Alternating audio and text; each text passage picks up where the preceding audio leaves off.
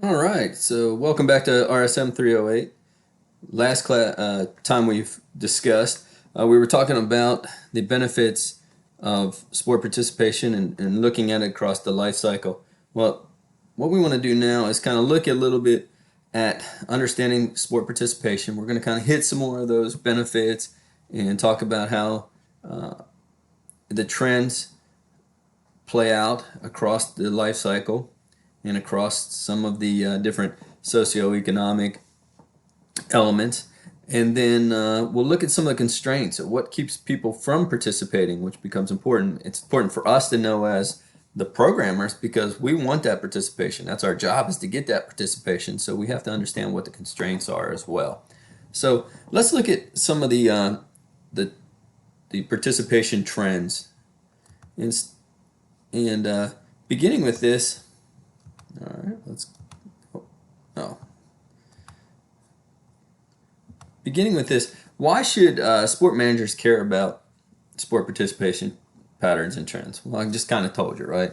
We need to know because our job is to get people participating.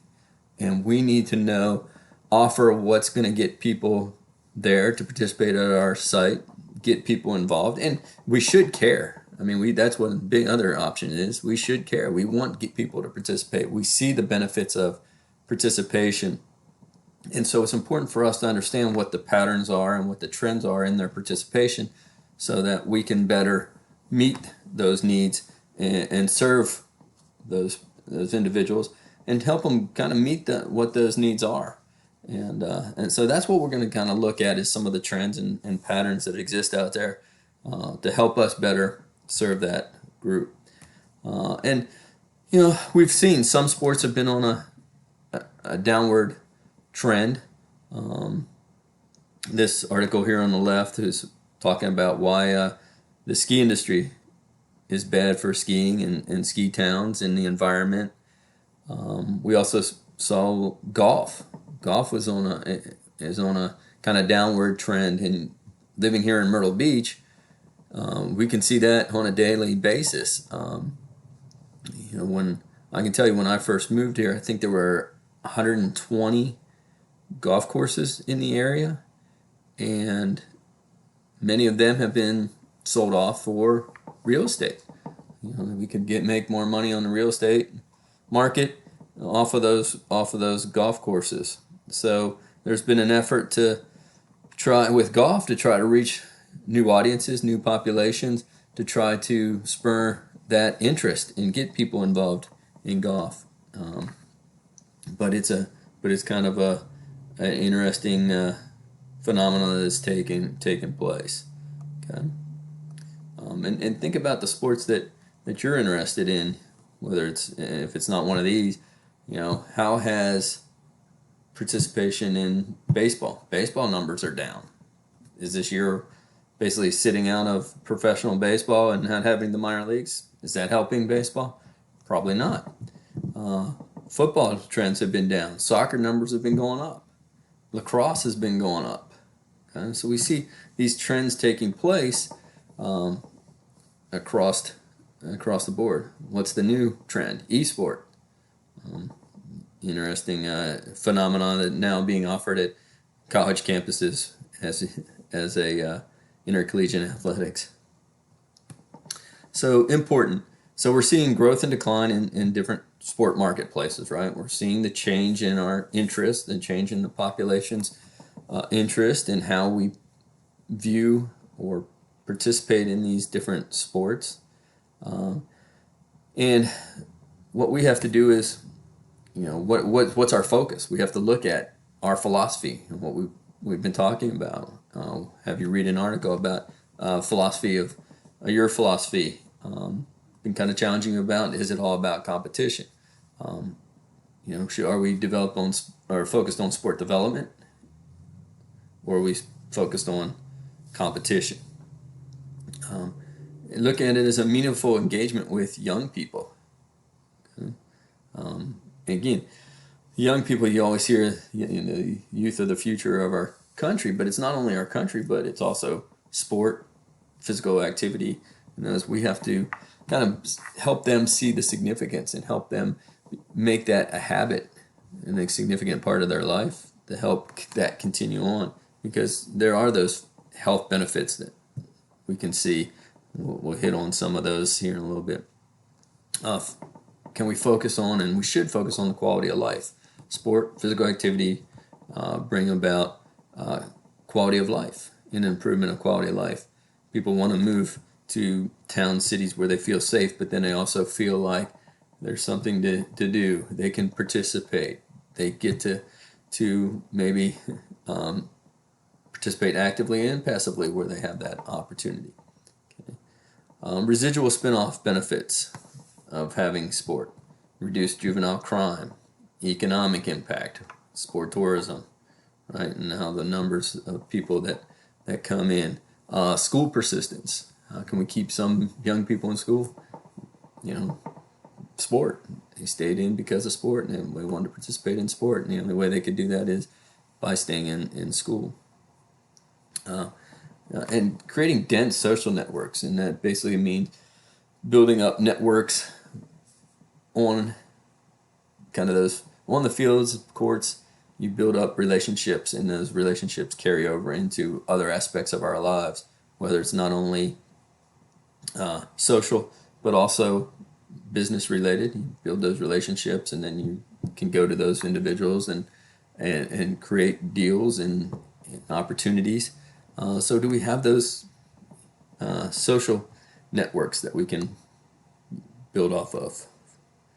One of the things we've been talking about is like physical activity, right? We've been harping on physical activity and with sport. And one of the things you'll see that takes place in this chart, we have, this is vigorous activity, and you can see at a young age, 12, there's a lot of children that participate in vigorous activity.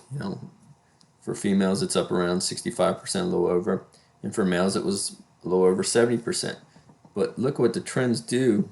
Once there's kind of a spike there for males at age 14, it starts going way down, right?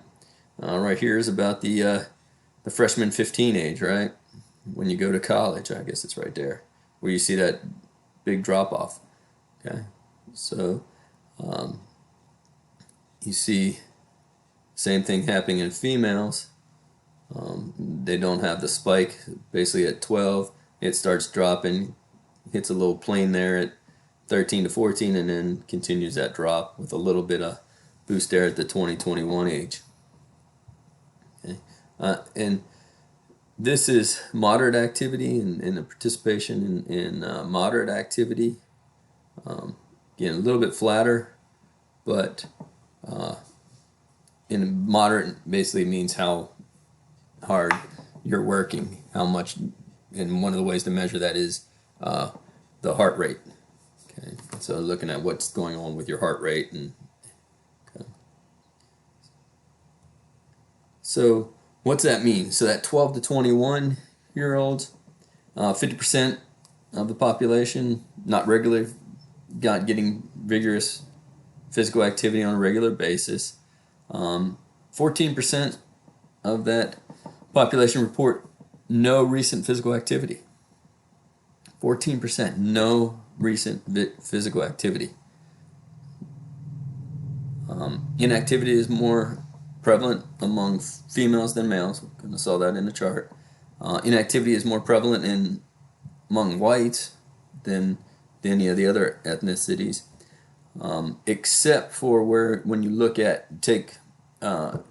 put gender into the mix, and the most inactive group are black females. Urban areas tend to be more healthy than rural areas. So some of the trends that we're looking at, a lot of people aren't getting vigorous physical activity. A lot of people aren't, or 14% aren't getting any activity. Inactivity is more prevalent in females, which we saw in the chart.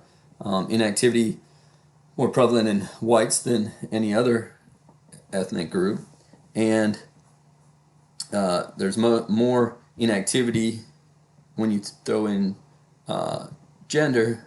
The most inactive group are black females, and then the urban areas tend to be more healthy, more activity than the rural areas, and higher level physical activity. Okay. We also see that, and we saw this in the chart, physical activity declines with age. As you get older, the physical activity declines, at least for this age group, right? Mandatory and one of the big areas where we used to get a lot of our physical activity, not only in sports side, but in physical education classes, right? Physical education was kind of put in to help not only teach people skills that they can use later on in life to participate in sport and stay active, but also to maintain a level of physical activity within our young people. Okay? And we're seeing declining rates of physical activity, physical education classes. Thinking about how much physical education you got when you went through school, it's really decreased. Funding after school and community-based programs, or funding for those after-school programs and community-based programs, continue to be a challenge. It's hard to support tax dollars going into community-based or even after-school programs to help keeping these children active. Okay, so if there less funding goes into them, then parents have to pick up the costs, and a lot of parents may not be able to do so, so they just stop doing it. They can't continue on. We see budget crunches across country with impacting high school sports, and there was some big pushes, and it comes up every now and again with pay to play. All right, you want to play high school sports, you're going to have to pay for it, and for public schools, been kind of a trend in private schools, but for public schools, that is something that traditionally has been taken care of, but now the expectations are that parents are going to have to help cover some of those costs. Athletics in schools, 57 million students enrolled in K-12. 99.2% of the junior/middle and high schools offer intercollegiate sports, so majority offer some form of sport, intercollegiate or interscholastic, so they're playing against other schools. 49% of the junior/middle and high schools offer intramural and physical activity clubs. So do they have intramurals where you play within other teams within your school, or having clubs where they may participate among all the club members within that group, or sometimes they may branch out into getting into the other schools, but a lot of times they play within house. 6.4% of junior middle schools and 5.8 high schools provide daily physical activity or physical education for the entire year. So a lot of them are short or condensed into semesters or terms, but don't have it going throughout the whole year. And approximately 7 million high school students participate in intercollegiate athletics. So out of that 57 million, 7 million are participating in interscholastic sport. So we're missing out on basically 50 million students. Okay, now again, part of it's K through 5, where you really didn't have much opportunity to participate. Even 6, you didn't have much opportunity, but that's still a lot of people that we're missing out on, and they're not being physically active. So where's that come to? Well, a lot of times it comes back to community sports to provide that. Again, we said 57 million students enrolled, 22 million youth were engaged in agency-sponsored sport. So whether it's a Parks and Recreation program, Little League, whatever the case may be, they were participating in that realm. 14.5 million were engaged in recreational sports, and that's great to hear from our standpoint. 2.3 million in sports clubs with a fee, so a lot of the specialization in sport, like a travel team. You're paying to play basically for that travel baseball team, basketball team, maybe football, and you have to pay those fees. And over 80% of adolescent physical activity occurs outside the school. It's community-based.